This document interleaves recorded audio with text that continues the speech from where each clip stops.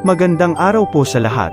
At narito ang magiging lagay ng panahon para sa buong magdamag at sa mga susunod pang mga araw. Magandang araw, narito ang latest update natin sa Bagyong Goring at sa pinag-ibayong habagat. So nagpalabas tayo ng Tropical Cyclone Bulletin nga ngayong alas 11 ng umaga para magbigay na update sa Bagyong Goring at weather advisory naman para sa habagat. So tingnan po natin yung mga iba't ibang weather system na nakakapekto sa ating bansa. Unahin natin yung Bagyong Goring. Kaninang alas 10 ng umaga, nasa layong 155 kilometers ang layo, Silangan na Apari, Cagayan. So yung tinatayang sentro nito nasa dagat pa, pero pansinin natin yung makapalaulap nito, umaabot na nga sa ilang bahagi ng Northern Luzon area. At maging dito sa may bandang western section ng Northern Luzon, no, may mga kaulapan. Yung track or extension ng Bagyong Siguring ay umaabot na. So generally, yung Northern Luzon talaga sa ngayon ang directly affected ng Bagyong Siguring. Samantala, ang Bagyong Siguring, typhoon category, lakas ng hangin, umabot na hanggang 150 km per hour. Malapit sa gitna nito, yung pagbugso naman naabot na hanggang 185 km per hour. At ang pagkilos nito sa direksyong south-southwest sa bilis na 10 km per hour. So, yung nakikita nating current location, maaaring bahagya pang bumaba, kumilos nga pa south-southwest, at posibleng madagdagan pa yung mga lugar na may warning signal.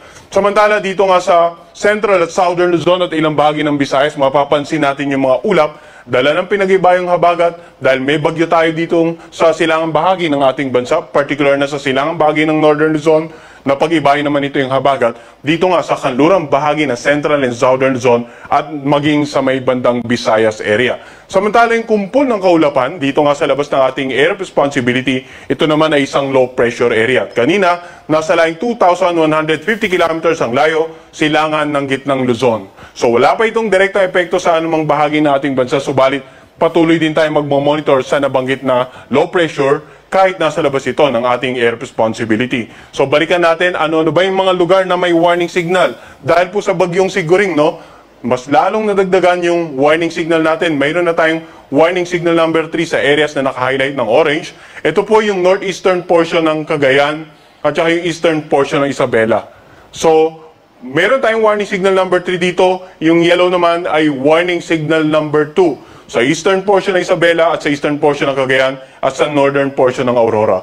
Yung lugar na may warning signals number 3 and 2, maaaring makaranas na ng mga masungit na panahon at maalon hanggang sa napakalong mga karagatan. Hanggat maaari, huwag na talagang pumalawat yung anumang uri ng sakyang pandagat sa mga karagatan na may warning signal. Pag sinabi nating masungit na panahon, pag-ulan, pwedeng magdulot ng mga pagbaha sa low-lying areas or pag-aapaw ng mga tubig ilog na magresulta rin sa pagbaha ng mga komunidad na malapit sa mga ilog. Pag-uho ng lupa naman, kung ilang araw na pong umuulan sa inyong lugar, lalo na malapit kayo sa paanan ng gilid ng bundok, maaaring malambot na po yung mga kalupaan, maaaring magdulot ito ng mga biglaang pagluho ng lupa.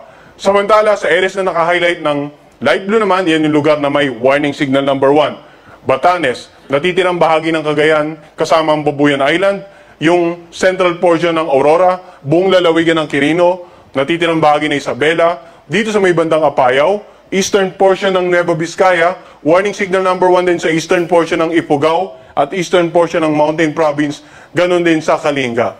So yung lugar na may warning signal number 1 naman, hindi naman po agad-agad na mararanasan o posibleng in the span of 36 hours or less. Saka nyo palang maramdaman yung mapag-ulan at paminsan-minsan pagbugso ng hangin. Pero babalik pa rin natin sa lahat ng mga lugar na may warning signal, no? Yung mga kababayan natin yan, dapat maingat at patuloy ngang makipag-coordinate at cooperate sa kanilang LGUs at DR officials para sa mga disaster preparedness and mitigation measures.